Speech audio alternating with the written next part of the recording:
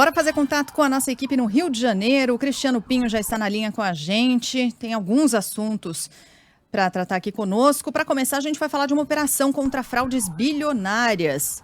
Estamos ouvindo sirene aí? É no fundo... É minha. Ah, tá bom, Não, Megali. Tá tudo sob bombeiro, controle, né, acabei de ver, Megali? tá Ali. tudo certo. Achei que era lá. Legal. Polícia Federal. Mas tem sirene tocando no Rio também, né? Ah, tem, porque tem operação.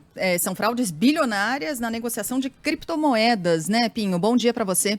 Isso, e a operação, Sheila, bom dia para você também, bom dia a todos, está sendo realizada na cidade, principalmente, que vem sendo chamada pelos investidores dessa área de o Novo Egito, que é Cabo Frio, na região dos lagos, que vem registrando nos últimos meses um aumento até de investigações policiais contra empresas que estão participando de esquemas de pirâmide financeira, agora envolvendo também transação de criptomoedas e criptoativos, né? A tecnologia sendo utilizada para o mal também, segundo a Polícia Federal. Uma empresa que tem sede em Cabo Frio é o principal alvo da operação de hoje, Operação Criptos, que identificou fraudes bilionárias envolvendo transação de criptomoedas. De acordo com a Polícia Federal, que tem apoio do Ministério Público Federal e também da Receita nessa operação de hoje, ao longo da investigação, os investigadores conseguiram comprovar que nenhuma dessas operações, dos contratos firmados por essas empresas, em especial uma delas, que é o principal alvo,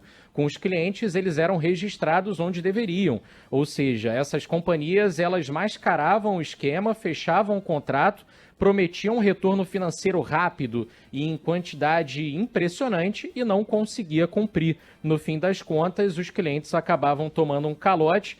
É o mesmo modus operandi das pirâmides financeiras que a gente já viu existirem nos últimos anos, só que a grande diferença é que dessa vez isso está sendo feito agora com as transações por criptomoedas, o que é até mais difícil para as autoridades rastrearem, só que desse esquema, pelo menos, os criminosos não conseguiram fugir da apuração da Receita, do MPF e da Polícia Federal.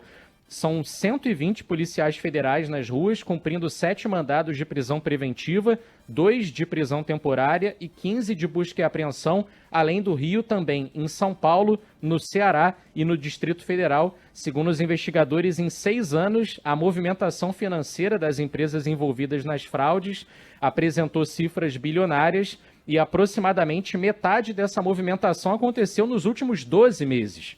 Ou seja, cada vez mais as operações estão envolvendo grande quantidade de dinheiro nesse período recente. E tem a ver um pouco também com a pandemia, né? O fato de as pessoas estarem mais em isolamento faz com que também esses golpes cheguem aos montes como oferta pela internet. Vou falar uma coisa, essas pirâmides aí, todo mundo sabe o que é uma pirâmide, né? A gente não precisa explicar.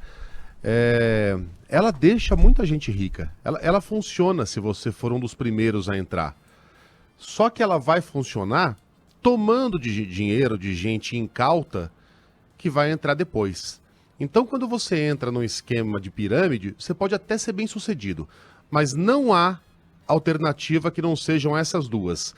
Ou você será o otário, que vai perder grana, ou você estará fazendo os outros de otário, porque é um jogo de soma zero. Quanto mais alguém ganhar, mais dinheiro outras pessoas vão estar perdendo. Então, tem uma questão moral aí também. Eu sei que muita gente entra na ingenuidade, não entendendo bem como vai funcionar, mas no caso da pirâmide, ela não gera dinheiro. Não é que nem uma economia viva em que o dinheiro é gerado, né, quando ele troca de mão. Ela é uma troca de dinheiro.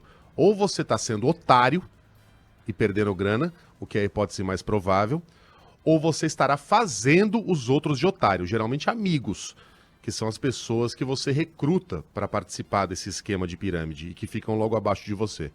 Então, antes de entrar nessas, pense um pouquinho também nessa questão moral. Você quer ser um desses dois personagens? E quem organiza isso, obviamente, é um estelionatário. Esse sim é um malandro de marca maior e o lugar dessa gente é na cadeia, Pinho.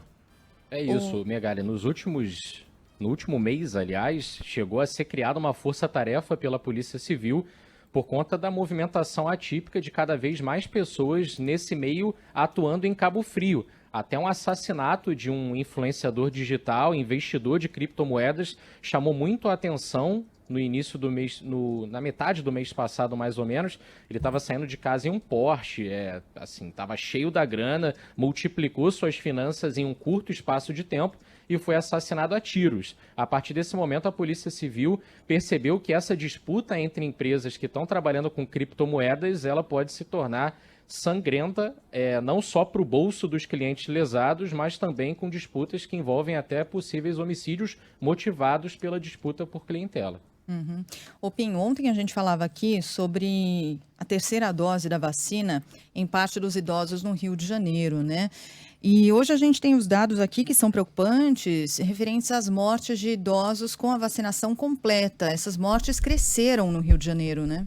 Mais do que dobraram, Sheila. Entre junho e julho, no estado do Rio de Janeiro, as autoridades atribuem isso ao aumento da circulação da variante Delta, que a gente reforça, ela é predominante nos casos ativos de Covid aqui no estado, e esse aumento também pode ser justificado, é o que dizem os especialistas do Comitê Científico, pela possibilidade de redução do efeito da vacina da Coronavac a um longo prazo. Então, como alguns idosos completaram seu esquema vacinal lá atrás, há alguns meses, porque foram os primeiros a serem imunizados pelo Programa Nacional de Imunização, pode ser que a Coronavac tenha perdido um pouquinho de eficácia com o tempo. A gente sabe que não tem vacina 100% e sabemos também que elas não são duradouras assim para a vida inteira.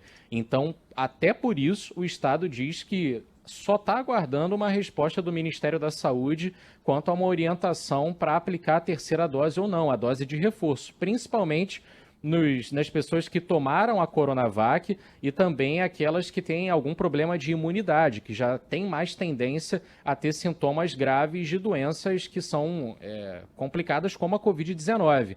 A Prefeitura do Rio, por sua vez, já lançou até um calendário com previsão de começar a vacinar os idosos com a dose de reforço a partir do dia 1º de setembro. Do dia 1º até o dia 10 de setembro seriam vacinados os idosos que vivem em casas de longa permanência e que os abrigos, asilos, e que tomaram a segunda dose há pelo menos 3 meses. Só que o município também precisa de uma autorização do Ministério da Saúde, enviou até uma recomendação há 2 dias, aliás, um pedido há 2 dias para que essa autorização venha o quanto antes, e esse pedido ele é baseado até em uma recomendação da Anvisa, que no dia 18 de agosto entrou em contato com o Ministério da Saúde, se pautando com alguns resultados de pesquisas recentes, dizendo que seria sim interessante já começar a fazer a aplicação da dose de reforço em caráter experimental nas pessoas que tomaram as 2 doses da Coronavac. No caso da Prefeitura do Rio,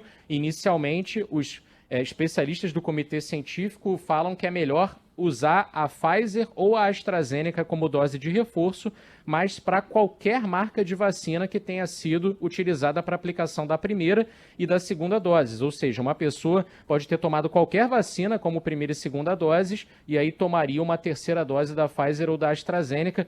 Mas, assim, são estudos preliminares. A maioria vem apontando que é eficaz mesmo essa dose de reforço, só que enquanto não houver uma deliberação do Ministério da Saúde, as prefeituras vão ficar só no planejamento. Tá bom, Pinho. Obrigada pelas informações. Bom trabalho para você. Até mais. Para vocês também.